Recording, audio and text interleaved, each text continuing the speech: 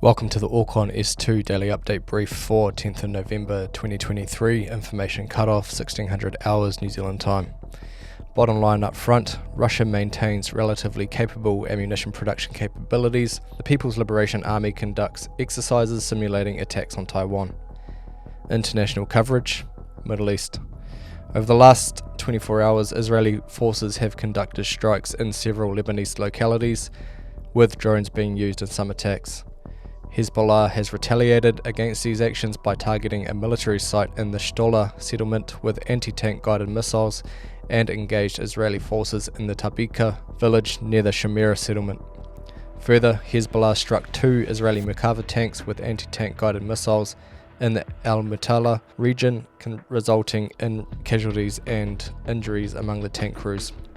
In Europe, the Chief of Estonian Intelligence reports that Russia has accumulated a large cache of ammunition with a production capacity of approximately 1.5 million rounds each month. Furthermore, Russia has initiated a near-constant manufacturing schedule at their facilities, indicating the potential for increased munitions production in the future. Analysts comment, the reported figures exclude ballistic missiles. The reference is to conventional dumb shells, which lack guidance systems. Russia's capabilities likely do not extend to producing ballistic missiles in such high volumes. Additionally, Russia faces difficulties in their artillery systems. Efforts are being made to refurbish these systems, but it remains a significant challenge. Indo-Pacific coverage. The armed forces of the United States, Philippines, Japan and South Korea have been conducting exercise Commandang 7 since November 9th. Great Britain is acting as an observer. The exercises will last until November 20. As part of the exercise, all parties are practicing the tasks of providing humanitarian assistance, eliminating the consequences of natural disasters, nuclear, chemical and biological contamination, search and rescue and landing operations. In addition, participants will exchange medical experience.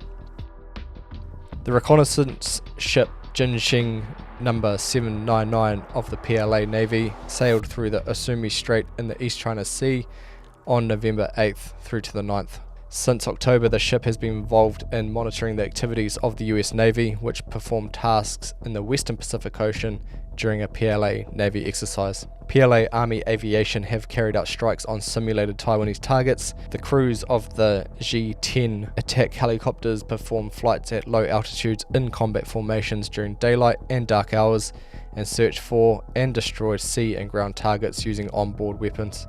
The ground forces of the PLA Eastern Command continue to prepare for an attack on Taiwan.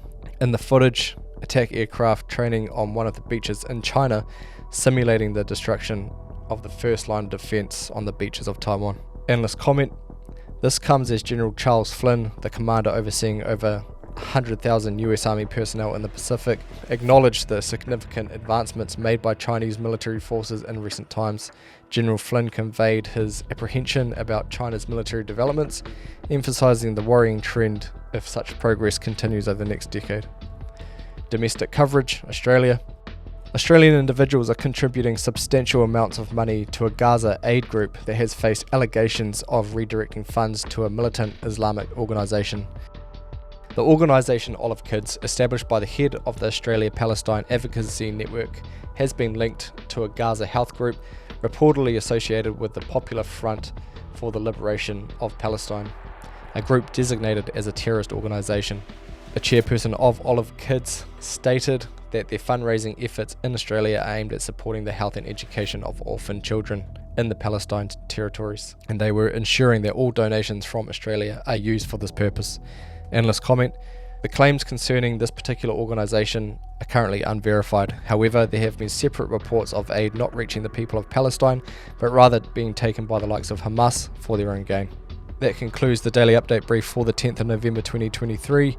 Next update brief will be on Monday, the 13th of November. And if you got value from this, then please give us a rating and share it to others who also might get value from this information. Ends.